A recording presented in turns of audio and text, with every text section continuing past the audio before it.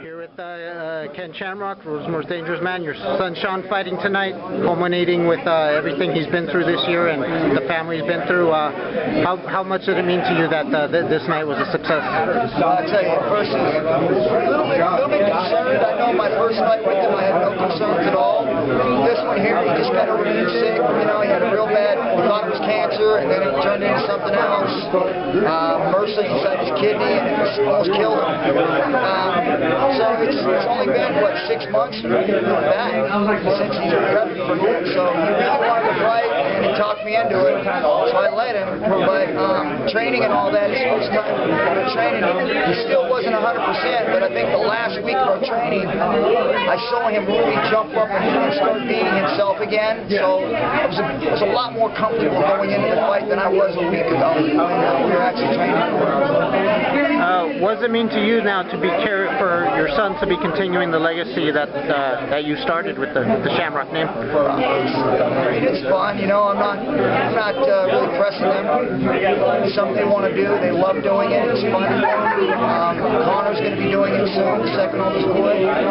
Ryan's already doing it. He's taking some time out raising his kid, so he doesn't really focus on his training. But I've got 3 boys right now that really enjoy MMA. Sean's right now is the one that's actually more focused on it because he doesn't have all these extra things going on in his life, where the other 2 boys right now are trying to figure out where they belong in life, so they're a little bit distracted, you know, with all the fun times, turning 18, 19, 21 years old, so they have a lot of distractions going on, but with confidence that they'll be back in the ring again and fighting again along with Sean. You'll be fighting again, fight announced with James Toney. Special rules stipulated. What are those special rules? I guess I understand that it's ensuring it's going to be an action fight. Well, the thing is I didn't come up with these rules because I was fighting James Toney. I came up with these rules because I tried to figure out how to make MMA better. It's already good, but I'm watching it, trying to figure out how do you get something that's already good and trying to keep improving something and not always just laying on the laurels and hoping it always stays good and always exciting. I'm trying to figure out how to make it better now, and I know it's already good. And I came up with the 30-second shot clock, where it makes guys, when they hit the ground, instead of laying and praying and waiting for something to happen and just throwing punches, it forces them to initiate a submission move to try and end the fight sooner rather than tap, tap, tap, and punch, where you're really not really trying to end the fight, you're just winning the round.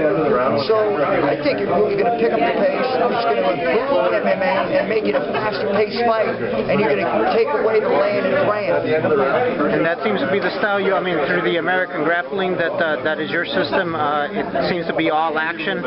Is that the future of MMA? That taking away some of the bore and the snooze fest that we've had in a lot of fights lately, that it's going to start becoming more action, whether it's on the ground or stand up? Yeah, you know, even in the grappling, I watch grappling all the time, and the reason why grappling is not taking a hold with the public is because it's too slow. People get 1 point or 2 points, and then they hold out and they win the fight. They win the match. I don't like that, man. I don't like it when someone can win a match by stalling. So I'm implementing rules in the American grappling where you don't get got for trying moves. Like if you miss something, you're not going to lose a point for losing position. You're actually going to get awarded for being aggressive.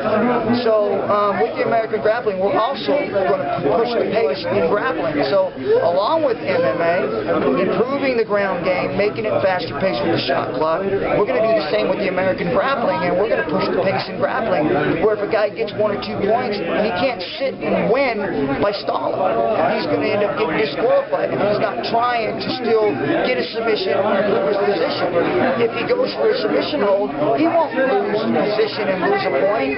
So therefore, if he's up 1 or 2 points, he can still attempt a submission because he's not going to lose anything if he does. A lot of people don't know, back when James Toney first announced that he was interested in MMA, you guys were throwing your name, your hat in the ring in the cage to compete with him. Now with him having a 1-fight experience against Randy Couture, does it make it any different now that he's had some experience in the cage, now coming back for a 2nd fight with you? Well, I think whenever you get your cherry buster, especially the way he did, he got put in with one of the best grapplers, a strictly grappler. He's not a striker at all, straight shooter. And James Toney, straight boxer. And they took his shoes away. He's never probably boxed without shoes on. So there was a lot of disadvantages for him going into this fight. And he still did it. So hats off to him. I'm not sure you'd call it smart or stupid. But for me, in my position, I say a guy steps out of being a world champion and does something different, I might take my hat off to him. I think he got a lot of criticism, unjust criticism, because you see a guy that went ahead and took a chance. He didn't need to. He's a world champion. But he did. So to me, that shows something.